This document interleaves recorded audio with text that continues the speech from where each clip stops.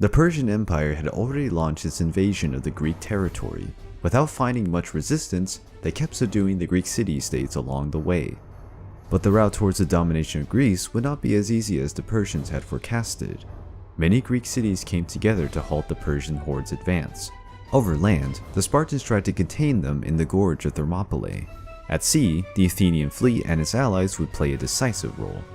The Athenians were led by Themistocles, who, for more than 10 years before, had managed to convince the citizens of Athens of the importance of edifying a strong fleet, because he knew that the victory of the Greeks over the Persians at the Battle of Marathon was just the first of several that would follow. His war vessels were known as triremes, since they had 3 tiers of rowers, and they were the very best in terms of war vessels. In an initial stage, the fleet would give coverage to the Spartans who fought on land, hence preventing the Persian Navy to disembark their troops in the rear of the Greeks fighting at Thermopylae. However, after the fall of Leonidas and his 300, Themistocles ordered his fleet to return to Athens. After having surpassed the Spartan blockade, the Persian army kept going and conquered city after city until they reached the gates of Athens. The city, for the most part, had been almost completely evacuated, aware that anyone who opted for staying in the city would be accepting their death sentence. Xerxes invaded the city, pillaging everything that he could and destroying everything that was left behind. He had fulfilled his father's wish to burn Athens to ashes. But his victory was not yet complete. The Athenian Navy had to be defeated as well. The fleet was docked at the Straits of Salamis, near Athens. Themistocles found himself in a difficult situation. The ship ratio was 2-to-1 in favor of the Persians. Even though the Greeks had modern vessels, the Persian fleet was formed by experienced Phoenician and Egyptian sailors. Victory seemed impossible to reach. But Themistocles was already a thorough connoisseur of Persian strategies and realized that they always preferred to avoid direct and difficult clashes. They were always prone to rely on betrayals to streamline their paths. That was the situation in Miletus and Thermopylae, and so Salamis would not be any different. But this time, Themistocles would use a betrayal to his advantage. He sent his reliable servant on a mission to deceive Xerxes. The Greek man pretended to be a traitor and said he had valuable information to the Persians, which he would share in exchange for a reward.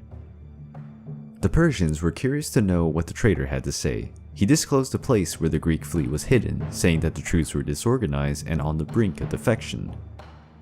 The Persian intelligence, with its clever spies, already knew that the Greek leaders were fighting between themselves, and they glimpsed a repetition of the Battle of Lade, where the Greeks deserted during the fight, granting an easy victory to the Persians.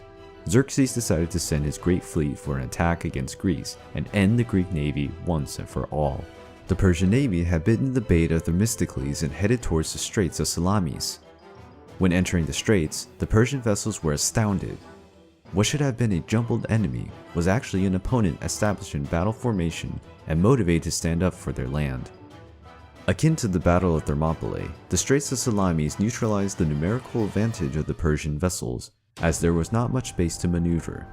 The battle started, and the Greeks attacked the Persian vessels with their rams of bronze. Many Persian vessels sunk right away. Those that managed to resist the impact were then approached, and a one-on-one fight would take place on the decks of the ships. The Greek vessels were more maneuverable, and so they started encircling the Persians. Even though the Persians had many ships, they got stuck, and so they started to collide and cause damage onto their own allies. Xerxes watched everything from a throne placed on top of the hill. He could not believe what was happening. The Persian war vessels were being sunk one by one. Thousands of soldiers were drowning or struggled for their lives amid the ships.